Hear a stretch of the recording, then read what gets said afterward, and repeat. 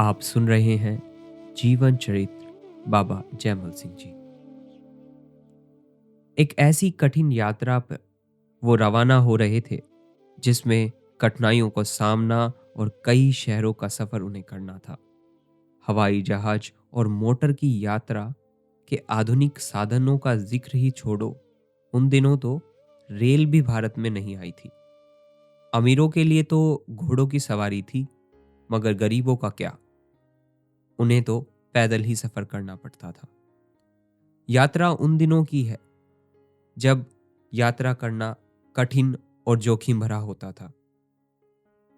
अंग्रेजों को पंजाब फतेह किए अभी ज्यादा समय नहीं हुआ था और शासन व्यवस्था को स्थापित करना बाकी था।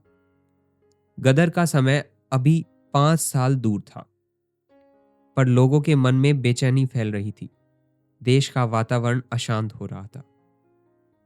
यहां इन स्थितियों को इसलिए बताया जा रहा है क्योंकि ऐसे हालातों में बाबा जैमल सिंह अमृतसर की यात्रा पर रवाना हो रहे थे। वहां पहुंचने के 3 दिन बाद बाग में उदासी साधु ने उन्हें घोर अनहद की दीक्षा दी। अपने समकालीन परमहंस स्वामी रामकृष्ण जी, जो स्वामी विवेकानंद के गुरु थे, उनकी तरह अपने गुरु के पास पहुंचने से पहले कई साधु महात्माओं के चरणों में जाना पड़ा था। उन्हीं की तरह उन्होंने भी कई साधन किए थे। हर एक साधन में बड़ी तेजी से उन्नति की थी। रामकृष्ण परमहंस दूसरे योगियों की तरह किसी खास मंजिल या साधन पर संतुष्ट होकर बैठ नहीं गए थे, वरन ऊंची से ऊंची मंजिल की धुन में निरंतर आगे बढ़ते गए थे। उसी तरह बाबा जैमल सिंह जी परमार्थ की खोज में आगे बढ़ते चले गए। उन्होंने गुरु ग्रंथ साहिब का जो भी अध्ययन किया था, उससे उन्हें बड़ी मदद मिली थी। गुरु ग्रंथ साहिब उनके लिए एक कसौटी थी, जिससे ज्ञान प्राप्ति की हर मंजिल पर पहुंचकर वे देखना चाहते थे कि वे कहां तक पहुंचे हैं। सच्ची मंजिल अभी कितनी दूर है, कितना और आगे जाना होगा।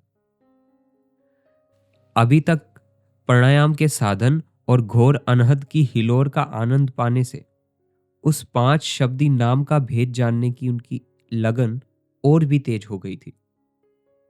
अमृतसर में वे हर साधु और योगी से मिलकर उसके बारे में पूछते रहते।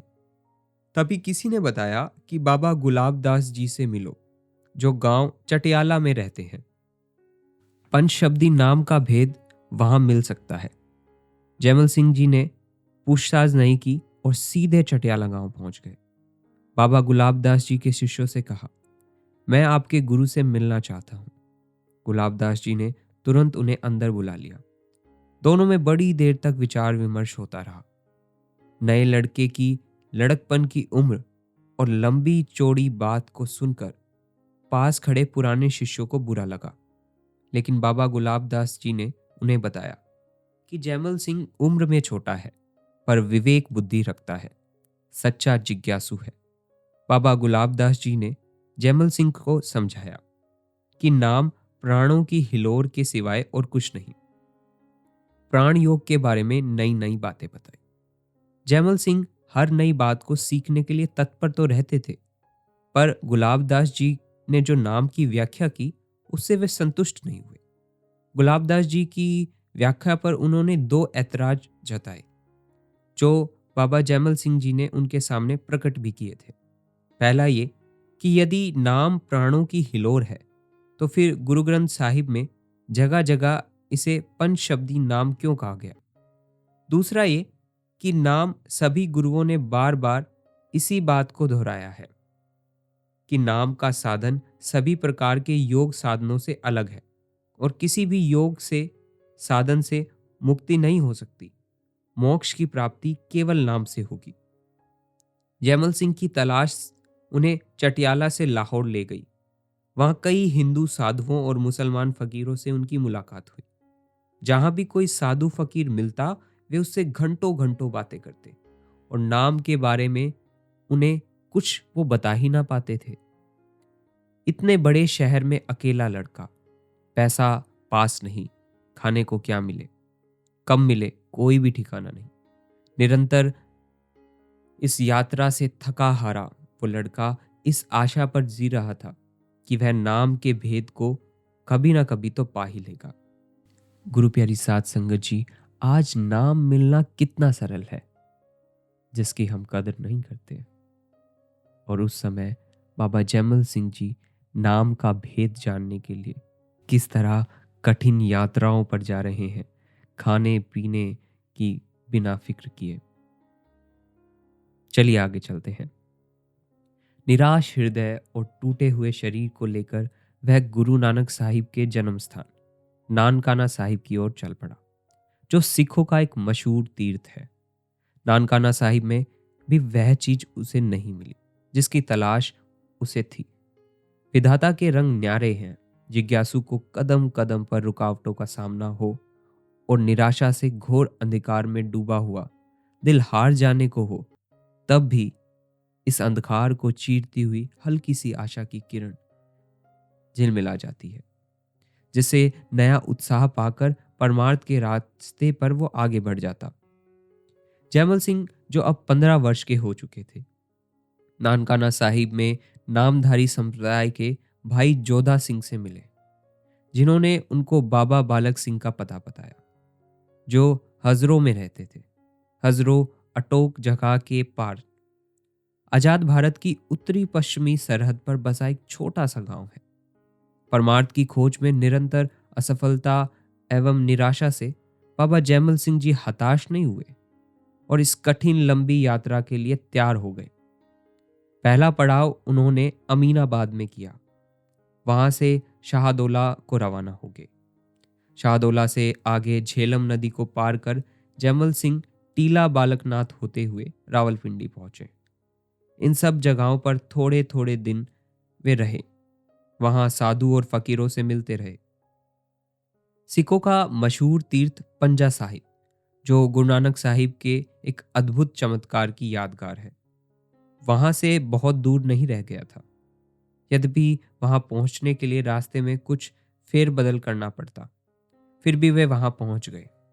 जैमल सिंह कुछ दिन पंजा साहिब में रहे और वे वहां के अनुपम प्राकृतिक सौंदर्य और पवित्र झरने से निकलते हुए साफ पानी की बहार का आनंद लेते रहे। वहां से वे अटोक और आगे की मंजिलों का सफर तय करते हुए हजरों पहुंचे। हजरों पहुंचने पर बाबा बालक सिंह से मिलकर जैमल सिंह को बड़ी खुशी हुई और वे भी इस नए सिख युवक की विवेक बुद्धि और परमार्थ के लिए उनकी अनन्य लगन से बड़ी प्रभावित हुए। बाबा बालक सिंह की संगति में कुछ दिन तो बड़े आनंद से बीते। दोनों मिलकर गुरु ग्रंथ साहिब का पाठ और वाणी के तात्पर्य पर विचार करते रहते। बाबा बालक सिंह बड़े धर्मात्मा और बुद्धिमान सज्जन थे, पर जहां तक आत्मज्ञान का संबंध था, गुलाबदास जी की तरह वे भी प्राणों द्वारा जप किया करते और 5 शब्द का नाम जिसका जिक्र कबीर साहिब और सिख गुरुओं की वाणी में मिलता है, उसके बारे में उन्हें कुछ ना पता था। परंतु उन्होंने अपने युवक मित्र की आस बंधाई और उसे एक गृहस्थी महात्मा का पता दिया, जो चिक्कड़ गांव में रहता था। जैमल सिंह हजरों से चिक्कड़ पहुंचे और उस गृहस्थी महात्मा का पता पूछा, पर कोई खबर ना मिली। पूछते पूछते एक बुजुर्ग सिख रास्ते में जरूर मिल गया। उसने जैमल सिंह से पूछा, मैं आपकी कोई मदद कर सकता हूं? जैमल सिंह ने अपनी खोज के बारे में बताया और चिक्कड़ गांव में रहने वाले संत का पता पूछा। वह खुद ही वो महात्मा थे जिसकी बाबा जैमल सिंह को तलाश थी। उस बुजुर्ग ने कहा, यहां संत तो कोई नहीं, पर मुझसे जितना बन पड़ेगा मैं आपकी सेवा के लिए हाजिर हूं। जैमल सिंह की कठिन और लंबी खोज अब कुछ फलदायक साबित हुई। वह गृहस्थी महात्मा वो पहला व्यक्ति था जिसने जैमल सिंह को नाम का सही इशारा दिया। उसने आत्मज्ञान की पहली सीढ़ी का भेद दे दिया। गांव में आने के थोड़े दिन बाद ही प्रभु प्राप्ति की लगन में मतवाले जैमल सिंह को दीक्षा मिल गई और उसे पता लगा कि उसका विचार ठीक ही था कि नाम योग अभ्यास से अलग कोई चीज है। दीक्षा लेने के बाद उसने अपने गुरु से पूछा, धर्म ग्रंथों में पंचशब्दी नाम का वर्णन आता है और मुझे तो आपसे केवल 2 ही शब्द मिले हैं। जवाब में गृहस्थी महात्मा ने अपनी दीक्षा के बारे में जो कहानी थी जैमल सिंह को सुनाई। कहा, कई बरसे बीतों में मैं पेशावर गया था। वहां एक बड़े उच्च कोटि के महात्मा से मेरी भेंट हुई। उसने मुझे शिष्य बनाना स्वीकार कर लिया और 2 शब्द का भेद दिया और हिदायत दी कि बाकी नाम लेने के लिए मैं जल्द ही लौट आऊं। पर माया का जाल ऐसा विचित्र है कि मुझे यहाँ कोई जरूरी काम पड़ गया और मैं इच्छा अनुसार जल्दी वापस न लौट सका। इस तरह 2 महीने गुजर गए और बाद में जब मैं पेशावर पहुंचा तो वे महापुरुष चोला छोड़ चुके थे और नाम के भेद का शेष भाग वो अपने साथ ही ले गए। पुराने वक्त में अनुभवी महापुरुषों का यह आम कायदा था कि अंतर की विद्या का भेद वे दर्जे बदर्जे देते। साधक पहले दर्जे पहुंच जाता तो दूसरे दर्जे की तालीम देते और इसी तरह सिलसिला आगे बढ़ता चलता। तरीका तो गलत नहीं था, पर प्राय ऐसी घटनाएं घट जाया करती जैसी चिक्कड़ के महात्मा के साथ घटी। कुछ वर्ष पश्चात स्वामी जी से दीक्षित होने के बाद दिल्ली में जैमल सिंह जी को एक मुसलमान फकीर मिला था जिसने अपने गुरु की मृत्यु से इसी तरह की हानि उठाई थी। इस बात से बचने के लिए आजकल के संत सतगुरु अंतर के 5 मंडलों का भेद पहले दिन ही दे देते हैं, जिनको पार करने के बाद सुरत यानी कि आत्मा अपने अनंत स्रोत प्रभु अनामी में लय हो जाती है। अब जैमल सिंह के लिए इसके सिवा और कोई चारा भी ना था कि जो कुछ मिला है उस पर संतोष करे, और वे थोड़े दिन गृहस्थी महात्मा के अतिथि बनकर रहे, पूरी लगन के साथ अभ्यास करते रहे। फिर एक दिन अपने नए गुरु से आज्ञा लेकर अपनी अधूरी खोज को पूरा करने के लिए पेशावर चल दिए।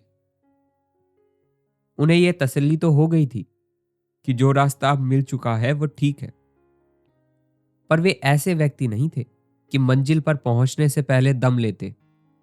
सीमा प्रांत के इस प्राचीन नगर में पहुंचते ही एक माहिर शिकारी जैसे शिकार ढूंढता है, उन्होंने पूर्ण पुरुष की तलाश शुरू कर दी। लेकिन पेशावर वह जगह नहीं थी जहां उनकी खोज को पूरा होना था और परमार्थ प्राप्ति की तृष्णा का शांत होना लिखा था। पठानों के बीच घूमते हुए एक दिन पेशावर के एक बाजार में एक मस्ताना सिख जैमल सिंह को मिला, जो प्रभु के नशे में चूर था। दुनिया की सुध बुध को बिसराए हुए बाजार में घूम रहा था। उसने जैमल सिंह को रोककर कहा, तुम तो उत्तर में बेकार ही फिरते हो, तुम्हारा दिन तो पूरब में चढ़ेगा। जैमल सिंह ने मस्ताने से कुछ और पूछना चाहा, पर उसने कोई और बात ही ना की। मस्ताने की बात जैमल सिंह के दिल में बैठ गई और वे वहीं से पंजाब लौट पड़े। रावलपिंडी पहुंचकर उनके जी में आया कि मरी पहाड़ और कश्मीर की सैर पर चला जाए। जैमल सिंह प्रकृति सौंदर्य के बड़े रसिया थे। पहाड़ों की यात्रा में उन्हें बड़ा आनंद आता। कश्मीर में भी वे कई साधुओं से मिले। पहाड़ की सैर खत्म करने के बाद वो वापस घर लौटे। जब वो वापस घर लौटे तो उनके बदन पर कपड़े नहीं, चिथड़े लटक रहे थे। पाँव में जूती ना थी, जेब खाली थी। माँ और भाई तो उन्हें देखकर खुशी से फूले ना समाए। घर वालों ने प्राचीन परंपरा के अनुसार उनके घर लौटने पर खुशियां मनाई।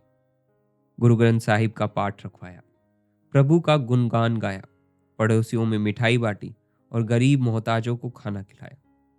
जैमल सिंह ने, जो अब 16 वर्ष के हो चुके थे, दोबारा घर का कामकाज संभाल लिया और साथ ही जो साधन उन्होंने सीखा था उसका अभ्यास पक्का करते रहे। घर लौटने के कुछ ही दिन हुए थे कि सथाला का योगी, जिसने उन्हें प्राण योग सिखाया था, वचन के अनुसार अपने युवक शिष्य से मिलने घुमाना गांव पहुंचा। जैमल सिंह ने बड़े प्यार से अपने गुरु का आदर सत्कार किया। योगी ने प्राणायाम के कुछ और साधन उन्हें सिखाने चाहे, पर अब वे इन साधनों से बहुत आगे निकल चुके थे। परमार्थ की खोज में लंबी यात्राओं के दौरान उन्हें जो अनुभव प्राप्त हुए थे उसके फलस्वरूप अब वो काफी सुलझ चुके थे। पहले जो चीज अच्छी और ग्रहण करने योग्य लगती थी, अब उनकी दृष्टि में उनका कोई मूल्य नहीं रह गया था।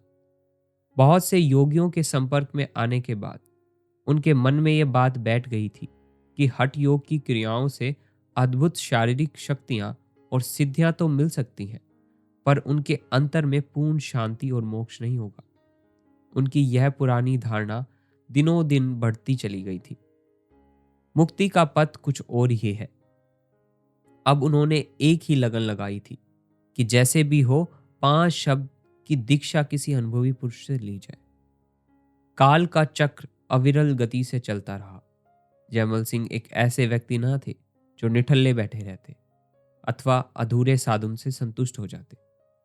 वेद का एक कथन है, उठ, जाग और उस वक्त तक चैन न ले जब तक मंजिल को ना पाले। जयमल सिंह का सारा जीवन वेद के इस कथन का जीवंत प्रमाण था। घर आए उन्हें 8 महीने भी नहीं हुए थे कि नाम की खोज की एक तीव्र अभिलाषा उनके मन में उठी और उन्हें घर बैठना भारी महसूस होने लगा। एक बार फिर से उन्होंने मां से आज्ञा मांगी। मुझसे तू ये आशा रखता है कि अब मैं तुझे बाहर जाने दूंगी? जब तू बच्चा था, अब तो तू सयाना हो गया है, अपनी जिम्मेवारियों को खूब अच्छे से समझता है, माता ने कहा। जयमल सिंह अपनी माता से कहते हैं, मां, मेरे जन्म से पहले तूने ही तो प्रार्थना की थी कि मेरे घर कोई संत जन्म ले, अब मुझे क्यों रोकती है? उनकी माता ने उत्तर दिया, तू ये कहता है मैंने तेरे धर्म कर्म में कभी बाधा ढाली? परमार्थ प्राप्ति के साधनों से कभी रोका? घर में रहकर भी तो तू अपना साधन अभ्यास कर सकता है बेटा। दुनियादारी और परमार्थ, ये दोनों चीजें एक साथ कैसे चल सकती है मां? जयमल सिंह जी ने पूछा। तू तो देख ही चुका है कि तेरे पिता की मौत के बाद लोगों ने किस तरह हमारी जमीनों पर कब्जा कर लिया है। तेरे जाने के बाद बड़ी मुश्किल से पेट भर हमें रोटी मिल रही है। तेरे भाई अभी छोटे हैं, बाकी जमीन पर भी लोगों ने कब्जा कर लिया तो रोकने वाला कौन है भाई? माता ने कहा। जो भी चीज कोई ले जाना चाहता है शौक से ले जाए मां, यह दुनिया हमारी नहीं। अगर यह जमीन हमारे पास रही भी तो हद जिंदगी तक तो रहेगी नहीं। उम्र पूरी होने पर एक दिन हमें ये जमीन भी तो छोड़नी पड़ेगी। हमें केवल जिंदगी के दिन पूरे करने हैं मां। अगर सारी जायदाद भी हाथ से निकल जाए तो क्या? परमात्मा ने हमें मजबूत बाजू दी है, उनकी कृपा से हम सब इज्जत आबरू की रोटी कमा सकते हैं। जिसे बचपन में कोई अपने इरादे से ना हटा सकता था, उसे अब कैसे कोई रोक सकता था? बीबी दया कौर को विवश होकर जयमल सिंह को जाने की आज्ञा देनी पड़ी। पौने 17 वर्ष की आयु, बाबा जयमल सिंह परमार्थ की खोज में फिर घर से निकल पड़े। पंजाब और सीमा प्रांत का कोना कोना वो छान चुके थे, मगर पेशावर के मस्ताने सिख के शब्द अभी तक उनके कानों में गूंज रहे थे। सो अब की बार उन्होंने पूर्व की ओर प्रस्थान किया। उन दिनों शासन की स्थिति बड़ी अनिश्चित थी और यात्रा बड़े जोखिम की चीज हो गई थी। अंग्रेजों ने उत्तर में जो इलाका जीता था, उस पर वे अभी पूरी तरह जम नहीं पाए थे और रात को सफर करने की मनाही थी। बड़ी बड़ी सड़कों पर संतरी पहरा देते रहते कि रात को सड़क पर कोई यात्रा ना कर पाए। जयमल सिंह इन रुकावटों से भला कब डरने वाले थे? वे रात के पहले पहर में सो जाते और फिर जब दूसरा पहर शुरू होता, जब संतरी ऊँग रहे होते, तो बड़ी तेजी से चलना शुरू कर देते। चलते चलते ब्यास नदी के तट पर एक गांव वड़ाइच में पहुंचे, जो उनके घर से ज्यादा दूर नहीं था। वहां एक साधु बाबा काहन से उनकी भेंट हुई, जो ईंटें इकट्ठी करा करता था। युवक जयमल सिंह ने साधु को प्रणाम किया और पूछा, क्या कर रहे हो बाबा? बाबा काहन मुस्कुराए, कुछ नहीं बेटा, तुम्हारे मकान के लिए ईंटें इकट्ठी कर रहा हूं। इतनी बात कहकर वो वापस अपने काम में लग गए। गांव के लोग जब साधु से यही सवाल करते तो वह कहता था, एक दिन यहां मंदिर बनेगा, और फिर मौन हो जाता था। जयमल सिंह यह तय नहीं कर पाए थे कि वे कहाँ जाएं। क्यों ना हरिद्वार को चला जाए, जहां साधु महात्माओं का जमघट लगा रहता है। रात दिन लगातार सफर किया और 12 दिन में हरिद्वार जा पहुंचे, जो उन दिनों एक छोटा सा कस्बा हुआ करता था। पंडे और साधु रहा करते थे। यहाँ घाटों पर घूमते हुए बहुत सारे योगियों के व्याख्यान सुने, सवाल जवाब किए और हरिद्वार में गंगा के किनारे चलते चलते उन्होंने आसपास के सभी धर्म स्थान और तीर्थ देख डाले।